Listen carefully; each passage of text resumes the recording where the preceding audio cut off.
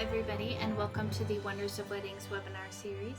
My name is Angela Headley, and I'm going to be your host for your wedding planning time management webinar that you all are watching right now. But before we get started, I would like to encourage you all to adjust your sound, make sure you can hear me clearly.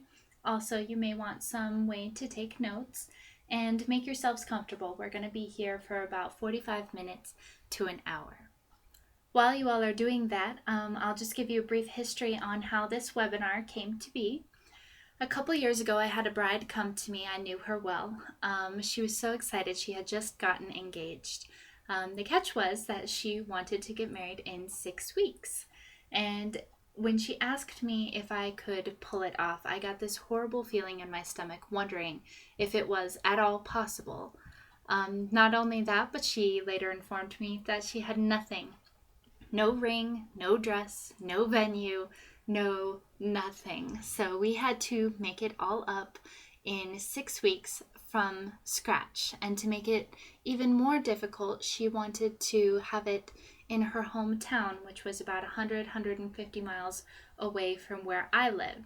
So I wasn't able to use any vendors that I was familiar with. Any place where I could encourage her to purchase anything. So I was taken back rather quickly to the years when I was just beginning wedding planning, kind of lost, feeling my way through, trying to tackle the impossible and make things happen to make a name for myself. Fortunately, this wedding came to be. It was everything she dreamt of. We stayed under budget and on top of things.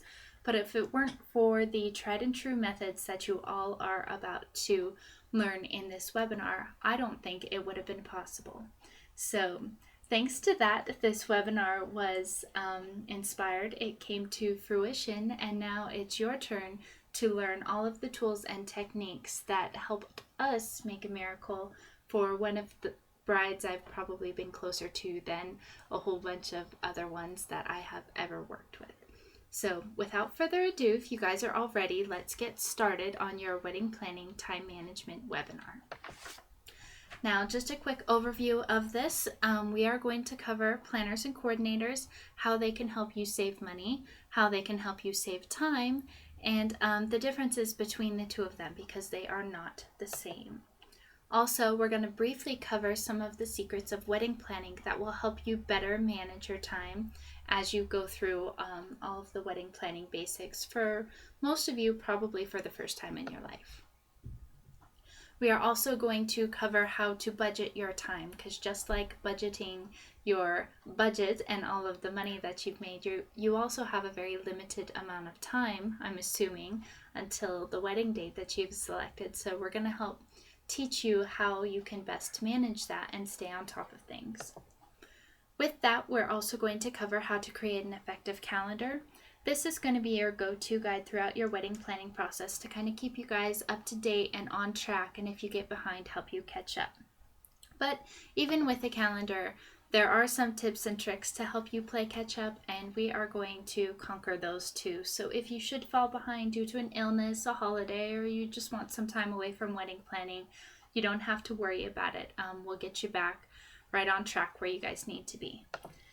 And then we're also going to cover timelines and their importance, the ones that you're going to need, and why you need them, and who to give them to, and all of the basics of those, so that you can really keep everybody else up to date and on track too, so that your wedding can come to fruition when and where you want it to be, and everybody else can be there too and participate in it.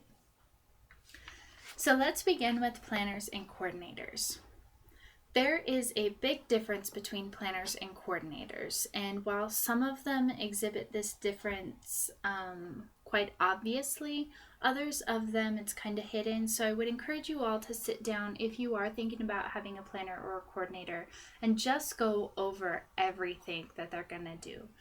You don't want any hidden agendas, you don't want any miscommunications, you don't want any forgotten details in there. In our planners and coordinators how-to guide, there are lists in there about what you can expect from each one, but also the 20 questions in our vendor questions section will help you get to the bottom of who's doing what and what you can expect from one or the other. But right now we're just going to cover some of the basics. So for your wedding planners, they are going to begin by starting to help you pull together your wedding vision. They are perfect for brides who think they want something and think they want something else, but they're not quite sure how it all kind of fits together. Wedding planners will help pull it all together so that you can save the most time and get the most for your wedding budget and hopefully get the wedding of your dreams. They're also going to be there for you to help you make big decisions. They can be your kick in the pants. If you need somebody to encourage you to go ahead with it, some of these decisions can be rather intimidating, and they can be there to encourage you and tell you that you're doing the right thing. But also, if you look like you might be jumping into something that may not be a very good idea, they can also be there right next to you to kind of hold the reins and say, wait, stop, think about it a little bit more before you get on with that. They're also there to help review your contracts. A lot of the time you have to ask them to do this, but most of them are willing to. This is a very key piece, and we do cover contracts in the budget webinar in this series. But wedding planners who are familiar with wedding vendors are an excellent resource to go to help review your contracts because they know what red flags to watch out for. They also know the little sneaky things that wedding vendors try to sneak in, for better or for worse, and they can help you work through that and get the best deal for what you're about to do. They'll also help negotiate on your behalf. Believe it or not, all contracts can be changed, and they know how to change them in a way so that you're protected and your vendors are protected, because when all is said and done, we don't want to hurt anybody, and we want everybody to get the best out of your wedding, you included, your vendors included, your friends and family included, and wedding planners are very good at making that happen.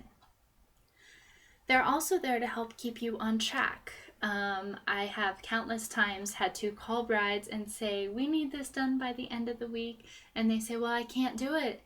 And they're just a good motivator, somebody to step in and to remind you to do things, and also to encourage you to get things done, because not every bride enjoys doing every wedding planning task that she has to do, and wedding planners can be there right beside you to help encourage you or to kind of push you and say, come on, get it done, we need it done now. And then once it's over with, you don't have it hanging over your head, so ultimately you're going to feel better and more relaxed. Wedding planners can also step in and be problem solvers. We all know that not everything always works out perfectly. So they have go-to resources, backup plans, friends in the business, as we say, that can make things happen or fix things if something should go wrong. So they help take a lot of the stress of the unknown out of your wedding from solving problems. They're also there to help coordinate your wedding day. I have told millions of brides every day, do not coordinate your own wedding. Even if you want to plan the whole thing, you need to delegate somebody to be your day of coordinator. And in the Planners and Coordinators how-to guide on the website, we walk you through how to choose a wedding day coordinator, and also if you're going to pick somebody that you know, maybe not necessarily hire them, what you can expect for them to do. That way they have a checklist and they know exactly what they need to be doing. But wedding planners are excellent coordinators for your wedding day, and a lot of them do just wedding day coordination too, which is a nice bonus if you don't need them to plan your entire wedding. They also help assist and direct your vendors, because while your vendors are at your wedding to do you a service, not all of them know always where to be and when, and kind of the timeline that they need to stick to. So wedding planners will keep them up to date, on track, to make sure that everything gets up and ready and done before your wedding starts. And they're also going to help cater to your wedding needs, because even though you have a bridal party, they're there for you. They're there to get ready themselves. They're there to make sure that what they were assigned to gets done. So wedding planners are a great resource to go to if you're hungry, if you're tired. They can bring you food, water, help you with dress things that your wedding party may not be experts at. Wedding planners will definitely be there to help you out on your wedding day. Now, wedding coordinators will also refer you to vendors. But they'll refer you to vendors that they know. They won't necessarily try to pull together your entire wedding vision, including your budget. They'll just tell you, I've worked with these people, they're great, try these guys. They'll throw around a couple names and numbers, and then it's up to you to decide ultimately who you want to use or not and who works best with your budget. They'll help coordinate your vendors. So they'll know who works best with who, or in some cases, if you have a caterer that also brings centerpieces with them, you may not need a full-blown florist for your reception, and they will know this. Also, if you have a venue that has seasonal flowers or something up, they might help refer you to a florist who can work with that so that you don't incur additional expenses on flowers. So they're really, really key resources to help coordinate vendors. If not necessarily pulling together your entire wedding vision, they will definitely help try to get you the most for what you're paying them for and for what you need. They'll also help coordinate your wedding tasks while they don't dictate your wedding tasks. So they have a list of what needs to be done, and you have a list that needs to be done. They take care of the business side of things. They expect you to take care of the personal side of things. So they'll help coordinate what they need to do with what you need to do, while they won't necessarily keep you on track with everything that needs to be done. One of their key things is that they update and follow up with vendors. So if things need to be changed, if your ideas have changed, if one vendor has impacted another vendor, they will keep all of them kind of in the loop and up to date on what's going on. And I like to say they act as a liaison between you and your vendors.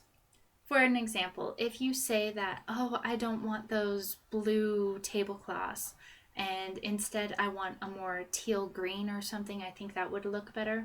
Instead of you having to find your rental company, figure out what size they are, go through if they're taffeta or silk or what they are, all you have to do is call your wedding coordinator and say, I don't want the blue, I want a teal green. And they will make sure that that happens for you. So they kind of take your place, if you will, and make sure that your wishes come through.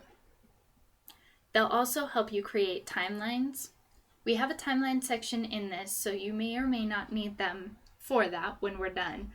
But it is a key thing to use a wedding coordinator for, because they know how much time things take and how much time you need to allow for certain things to happen so that everything can kind of come together on its own in the end. So big thing, key element wedding coordinators do. Love them for it.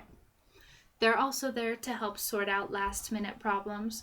While they don't necessarily solve the problem or step up and fix the situation, they can help sort of improvise at the last minute, kind of create things on the fly so that the problem goes unnoticed, but maybe not necessarily exactly how you wanted it before, but still things turned out okay, it was overlooked. Besides, most people who show up at your wedding aren't going to know half the details anyway. It's mostly going to be you and those who worked closest with you. So they're there to definitely help sort out them, even if they don't fix them. And then they also act as a wedding day coordinator, of course. They'll direct all of your VIPs on your wedding day, your vendors, your bridal party, everybody that you need. So in short, wedding planners cater to you, and wedding coordinators kind of act as a double. If you will, say you're a twin, we all wish that we had another one of us to do half the things we don't want to do. That's what a wedding coordinator is for, whereas a wedding planner will wait on you hand and foot in most cases. But again, make sure you read your contracts, talk to them before you assume that they're going to do anything. Make sure that you get it all in writing and you're clear on everything. Wedding planners and coordinators are also there to save you time, not money. I have run into several brides who say, well, I hired them to help me manage my budget. That's not what they're there for. They will work with your budget. They will try to keep you under your budget, but they won't necessarily try to save you money. But their number one goal is to always save you time. So a couple differences between that. Saving time, they're going to encourage you to purchase everything. If you choose to make things at home on your own, that's going to save you money, but it may take you more time to actually create whatever it is you're making instead of just going out and buying something that's already made. They are also always going to refer you to vendors that they already know and that they're familiar with. If you are interested in saving money, you might have to dig a little bit deeper, go to a lot more appointments, a lot more phone calls, consultations to try and find vendors that fit your budget better. But wedding planners and coordinators, they do have a list. They know people in the business. They can definitely refer you to good quality people. It's up to you to decide ultimately if they fit your budget or not, or if they're worth the expense overall. Again, all of this stuff we cover in greater detail in the budget webinar. This is just a brief overview of it for now. Also, wedding planners and coordinators use tried and true methods. They have a rule book, a game plan, they stick to it. This is to help save time. If you start wandering too far off that into the unknown, it might cost you time in errors or getting to know something or relearning something over again. Unconventional methods will ultimately save you money, but they're untested. They could be new, up and coming, so you just never know. That also goes back to that wedding planners and coordinators also have a wedding mindset. Everything is wedding, wedding, wedding, and in the wedding industry, there is a huge markup. Whether or not you choose to see it, it is there. I encourage you to do some basic testing, maybe try it on some shoes or some accessories to see at a bridal salon versus a department store. The difference is astronomical.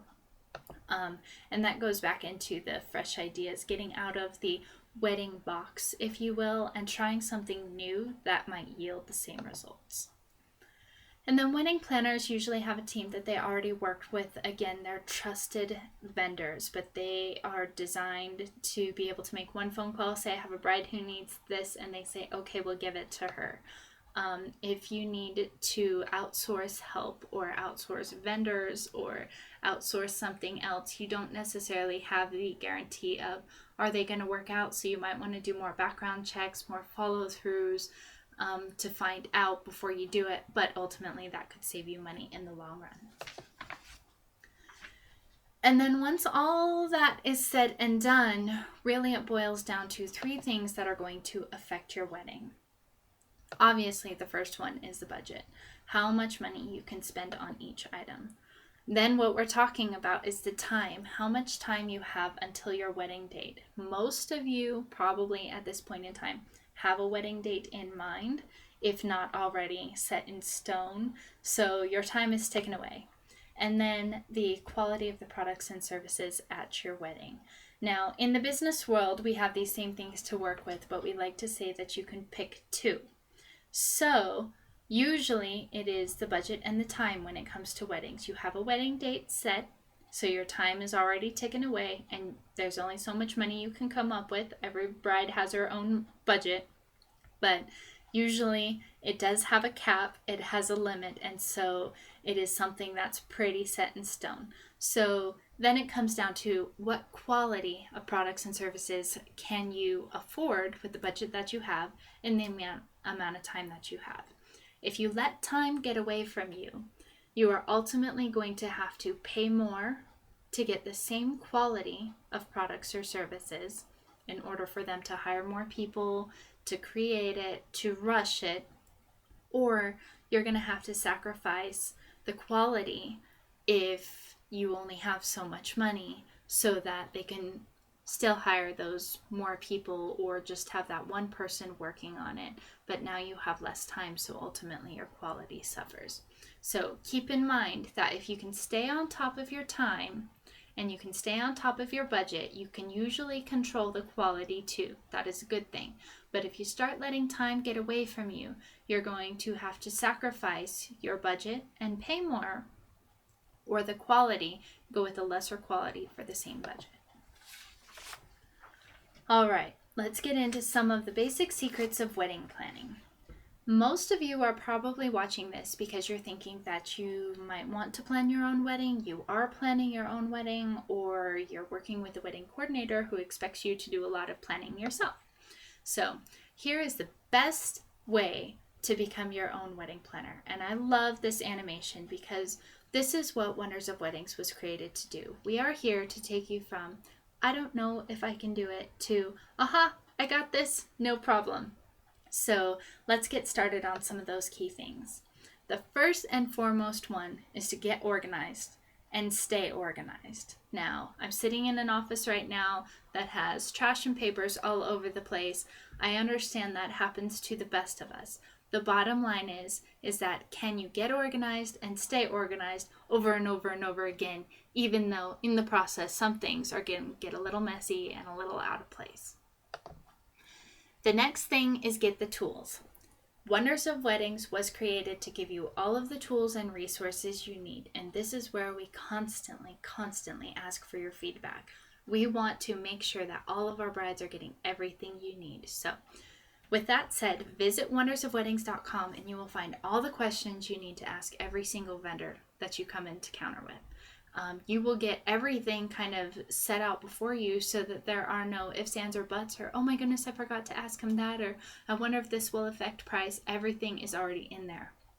And then as you're planning your wedding, the things that don't involve vendors, even the things that do involve vendors, we have how-to guides. So you can control what you're doing. You can control what you want, and you can ultimately get what you want at a price you can afford in the time that you need it. With all of the tools that we have available on the website. And we definitely have worked very hard to make sure that all of you get all of those things very easily.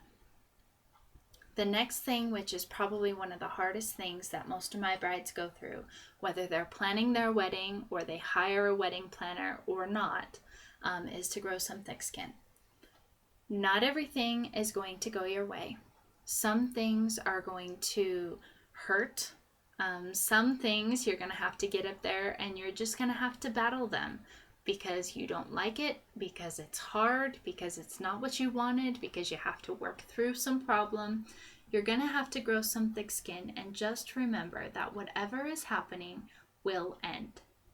Nothing lasts forever. So whatever you're going through is going to happen or not, but it's going to be over with soon. So you need some thick skin. My key is to always remind brides that they need to maintain perspective. Every bride out there wants her wedding to be perfect.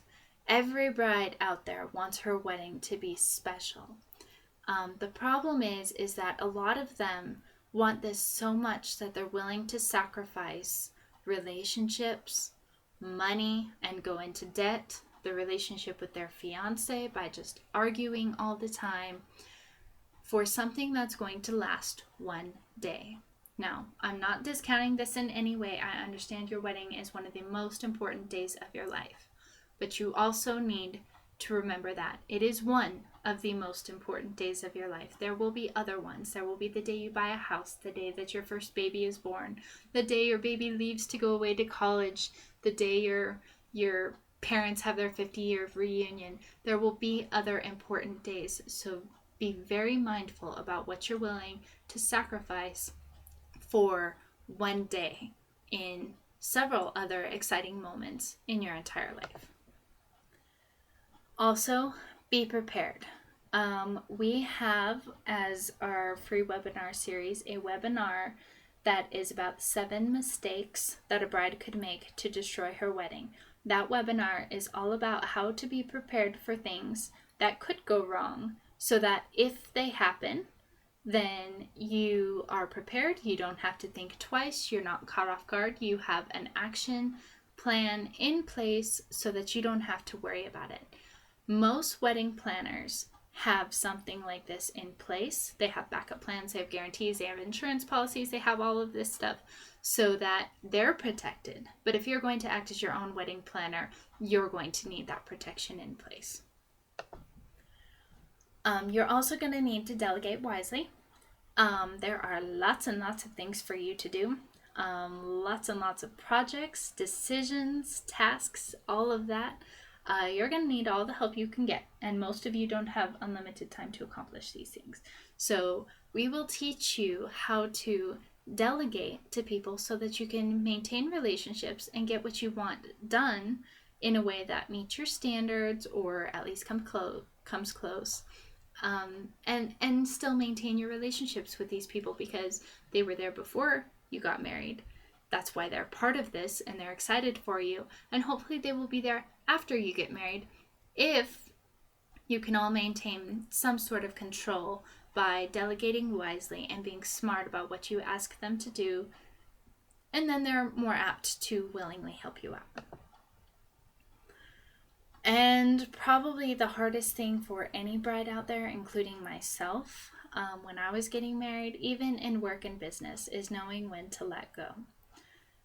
Sometimes, no matter how hard you try, you can't have what you want. You can't get what you want. You can't fix something. You need to know when to let go. My sister and I, a very long time ago, came up with a phrase, it's the imperfections that make things perfect. And while that was very hard to resonate with at the time, now looking back, it is almost the perfect phrase said in one sentence, because it's the imperfections out there that are going to make your wedding unique. It's the imperfections that are going to make your wedding planning process memorable. It's the imperfections that make you you and your fiance him. And if everybody was perfect, then we wouldn't be perfect for each other. So just remember that. And in some cases, you're going to have to let go of things that ultimately aren't perfect or aren't right for you, so that you can have the things that are better fit to you or are more perfect for you. So just remember that. Not everything you have to hold on to, and sometimes the sooner you can let go, the better off you'll be in the long run. Now let's get into how to budget your time. If I were to ask you all out there, how many wedding planning tasks do you think the average bride has to do? I bet that most of you would come up probably in the neighborhood of maybe between 5 to 20 tasks. You know, pick a dress, pick your venue, choose the colors you want, make sure you have some good food, some good music, and maybe a couple other decisions in there. But I doubt that most of you would come up with and say 150.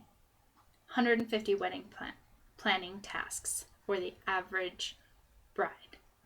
That's a lot.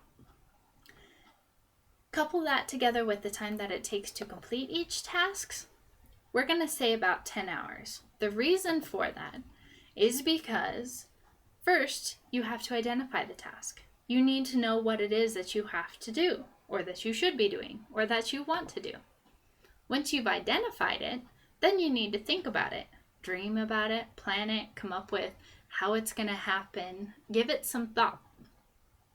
Then, usually, you have to drive somewhere, whether it's to meet a vendor, to buy a product, to have an appointment, something. So you got to get there, and then you got to get back home. And then once you do that, you got to do it. So it's either you doing it, somebody that you delegated it to, or a vendor. Then once you've done it, you need to follow up and make sure that it's what you wanted, or make sure that it's happening the way you wanted it to. And then sometimes it requires an additional drive time to go see it or pick it up or try it on, or after you've ordered it to bring it home. So you got to get there and get back home again. And then sometimes you have to approve or finalize it before your wedding happens.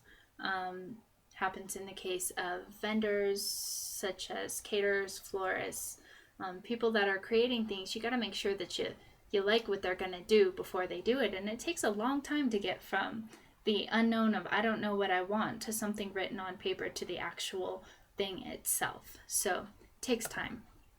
In short, if you were to do this full time, it would be about 6 months of planning. That's 40 hours a week for 6 months of wedding planning. Now, I think that most of you out there don't want to pick up a second job.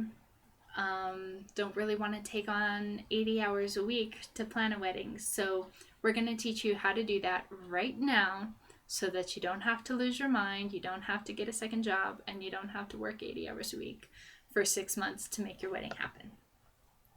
So right now, I'm just going to tell you, you all need to make a goal of 5 hours, no more than 5 hours of wedding planning per week. Now, in our Perfect Timing How-To Guide, we have a calendar in there. I think it's $1 right now, where it will walk you through month by month, week by week, how much wedding planning you should be doing and what specifically you should be doing so that you don't get overwhelmed by it or overloaded, so you can control this.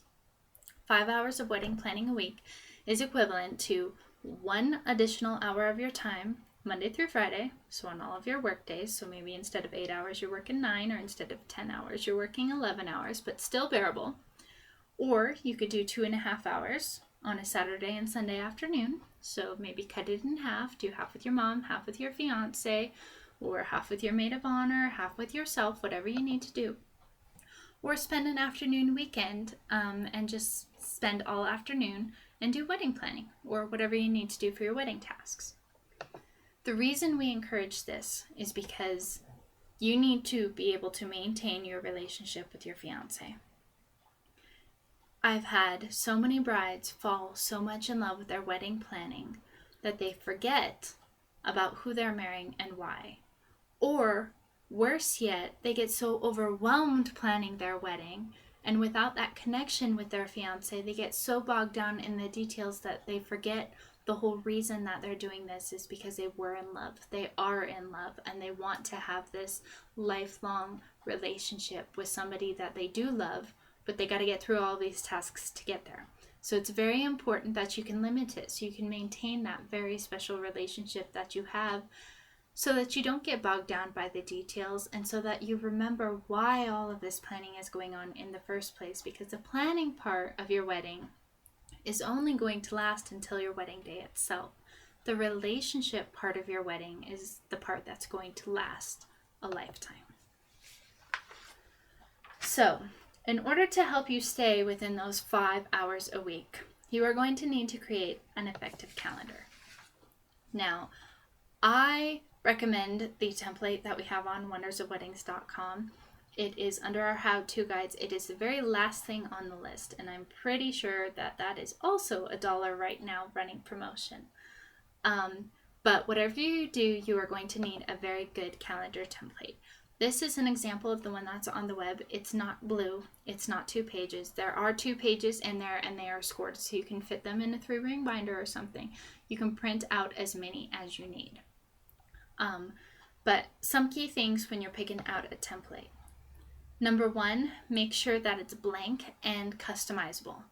You don't want anyone in there saying the month name or the day name, because you're going to need to change those, and we'll show you why in a minute.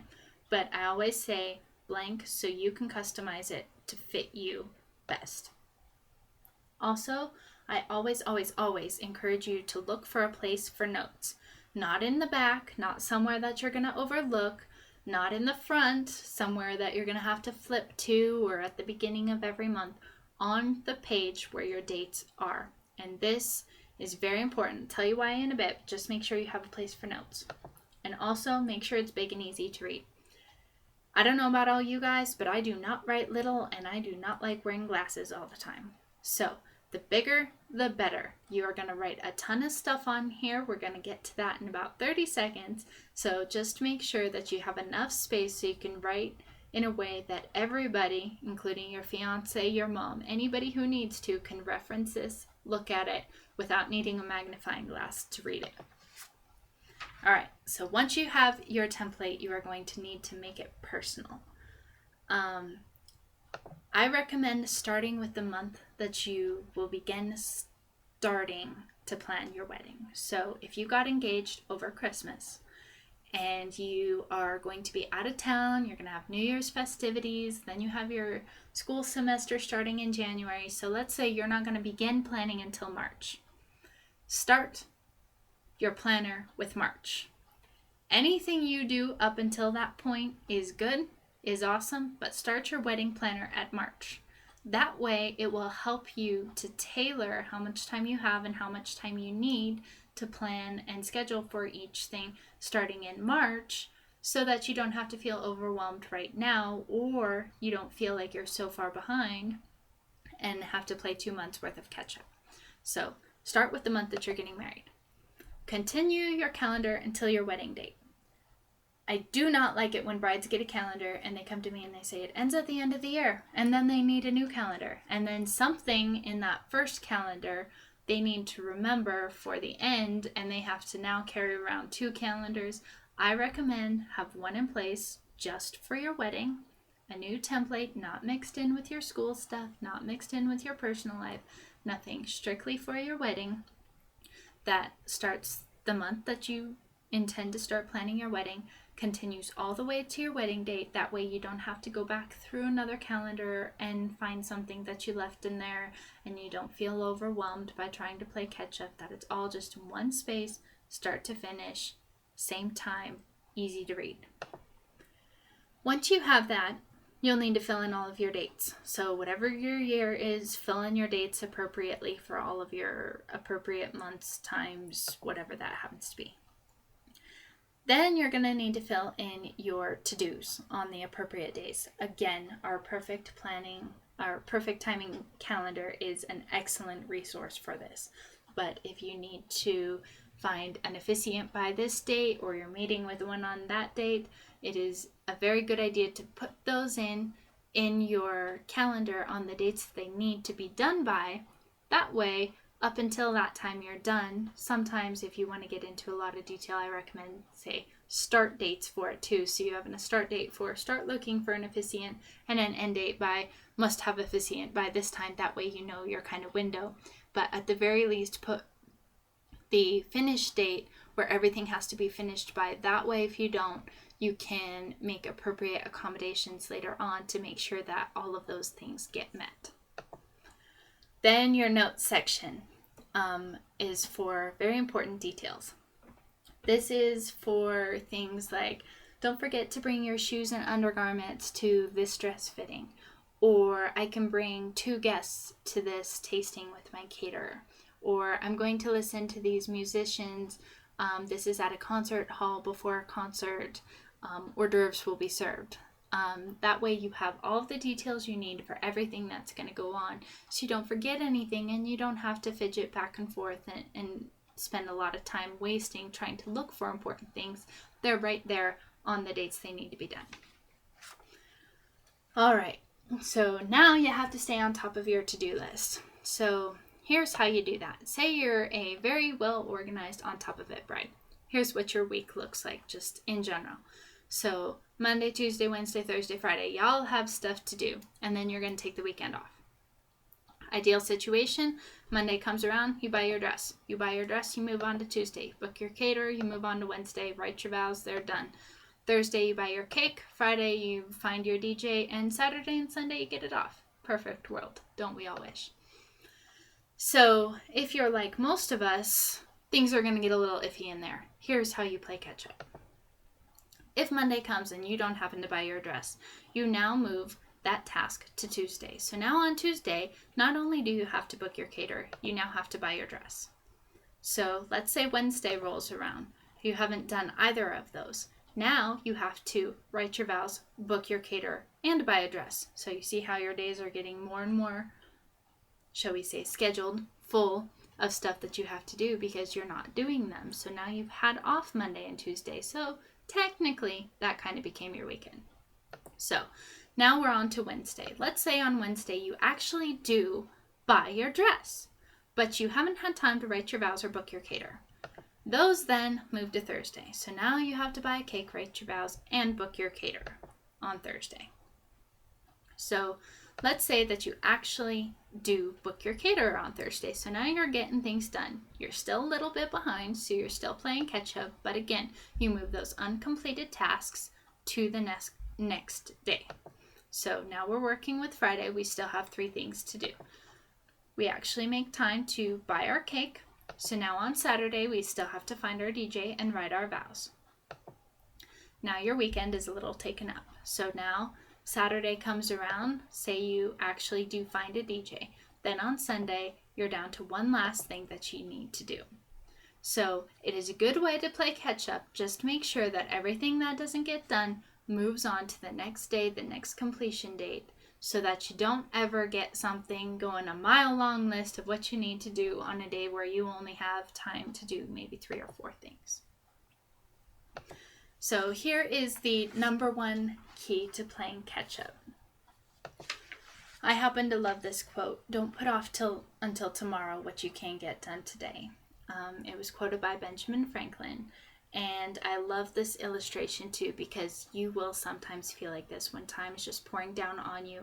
And we all know that in life we cannot just turn that hourglass over and make things work for us.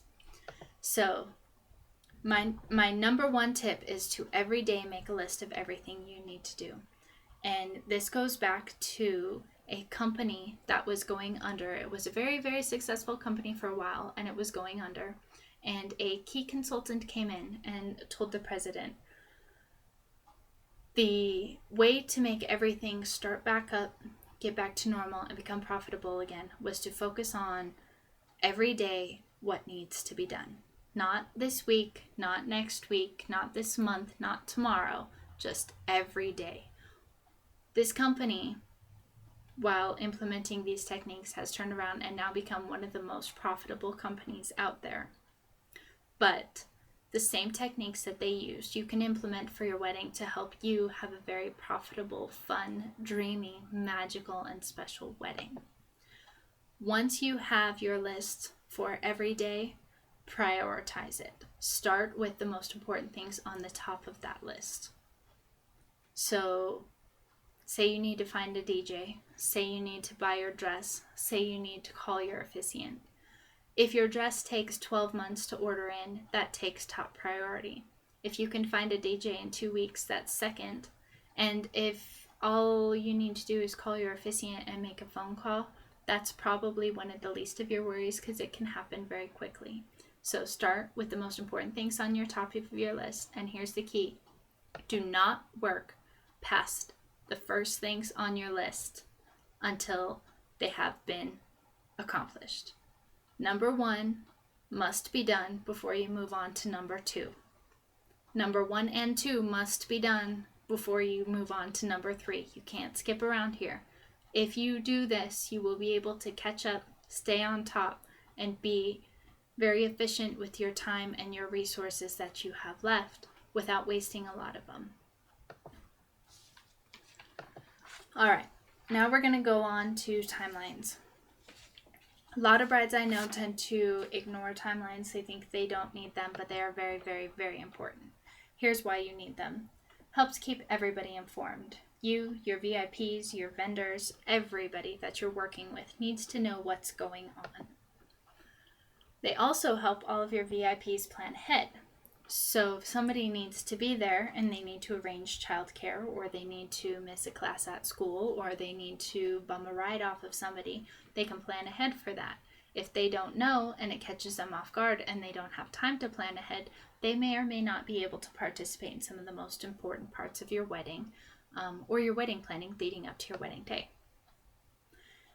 And they're also used to highlight important dates. You don't want anybody missing any one of those important dates leading up to your wedding. Some of them are part of your wedding, like the rehearsal or the rehearsal dinner, also bachelorette parties. You want them to be there, so this will help everybody be able to put them on their calendar and plan ahead accordingly. I recommend timelines for the 1 month leading up to your wedding. This is usually when big things like fittings come into play, parties come into play, rehearsal dinner, things like that. Definitely want a day of timeline. This is key for your wedding vendors. I had a wedding once where the caterer didn't show until an hour before the ceremony. And they thought that they were going to be able to set up during the ceremony because they didn't show up for the walkthrough, and I had failed to email them a copy of the timeline. And because of this, they blamed it on me that, well, we didn't know where we were supposed to be and when. And ever since that day, tell you, cost of an education, I have been absolutely an advocate for day of timelines, just to make sure no question goes unanswered, no excuse can come into play. Everybody knows what's going on, where they need to be, and all of that stuff, so that everything can get done without a hitch. Also, you may want to consider doing one for your wedding ceremony and reception. If your wedding ceremony is going to have a lot of details, a lot of readings, a lot of special ceremonies in it, You may want to tell the people who are going to be participating in that what's going to happen so that they know when to expect it. Also, for your ceremony, it comes in handy when you are going to be making your programs so that you can help better outline those for your guests. And then your reception, if your caterer is going to be cutting the cake, they probably need to know when to do that. If your DJ is going to announce the first dance, you probably need to do that. If you're having any special entertainment, letting everybody know what's going on is definitely a good idea for that. And then also the grand entrance. It's the first time your guests are going to see you in your wedding party. So in our timelines how-to guide, we go over how to create a grand entrance timeline. And this is just to make it a little more dramatic, a little more pristine. I saw a wedding on TV a little while ago, and the bride and groom got up there and the song wasn't over, and they just stood there and looked at each other, and they had to wait until the song was over. It wasn't live musicians or anything. It was an iPod, and it looked like they were just bored and sitting there twiddling their thumbs like, well, we went too fast and everybody's here and now we have to wait, and the guests were getting uncomfortable, and it just looked like a really nerve-wracking situation. So this is just to make sure everything is perfect, flows together, flows nice, to avoid any mishaps like that on your wedding. Once you have an idea of what timelines you are interested in doing, here's what you need to include. I always recommend important dates. This is especially true for the month of timeline, the month leading up to your wedding. Point these out, make it obvious, easy to find somewhere on your timeline. Also, you're going to need to have what times things are. If you only have the date but you don't know what time people, there's 24 hours in a day, they may or may not know, or an hour difference could make or break an event, especially something like a rehearsal that only lasts an hour usually, could be overlooked, or if they show up late, it could be a very big deal. So make sure that those are easy to find on your timeline as well. Also, I strongly suggest having the location of the event with the address and phone number. That way, if anybody gets lost or needs directions, they don't have to contact you. They can contact them.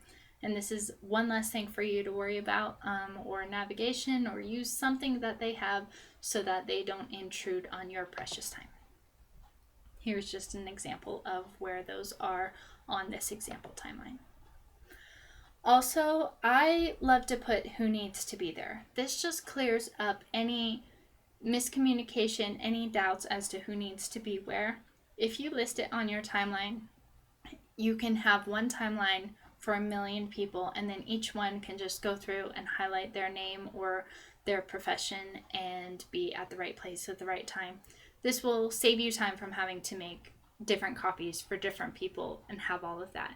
And also it helps people plan ahead. So for example, here, the caterer knows that the lighting and sound technician is going to be there, so if they need to work together to set something up or not, they know that they can ask them at that point in time. Also, on the bottom, if you have your mother and your bridesmaids going and your flower girls, then they all know that they need to be there, and they can plan if they need a carpool or something like that's going on. Also, what they need to bring. In some cases, this is very important, but for example, on the bottom of this timeline, we have the bridesmaids and all of the girls having a dress fitting, and they need to bring their shoes and their undergarments. And in this case, they can look at this and plan ahead and know that they need to bring all of those things ahead of time so that they don't come and have any complications then. So that is our wedding planning time management webinar. I encourage you all to visit our website, wondersofweddings.com, for all of our free webinars that are there. Also, that calendar, it's the perfect timing calendar. It is on sale for $1 right now. I encourage you all to take advantage of that. That will help you structure your time, manage your time, and be able to budget your time accordingly so you don't get too far behind or you can play catch up. Also, we have all of our how-to guides there. Some of them I covered in here just to let you know what they are, but we'll also go over those in a second at the end. All of your checklists for what you need, how to plan, all of the vendor questions that you need to ask everybody, and of course our free tip of the day. If you sign up for that mailing list, all of the tips will be mailed directly to your inbox every Monday through Friday. In this webinar, these are the companion materials that we covered. All of the how-to guides were the planners and coordinators, perfect timing, timelines, and the calendar template I mentioned, which is also on sale for $1. And the 20 questions, I highly recommend that you get that for your planners and coordinators. And then one more thing that's not on here that I did kind of bring up was when you're delegating the people that you need, I strongly encourage the Brattle Party how-to guide. That definitely goes over specifics on who does what, when to do it, and that way everybody can be prepared. So please, please, please leave all of your feedback on the website. Again, that's on the contact page. Shoot me an email, stay in touch, and let me know if you found this material helpful, if you wanted more information, and also after your wedding, if you were able to complete the wedding of your dreams, I would love to hear from you. So take care, everybody. Happy wedding planning.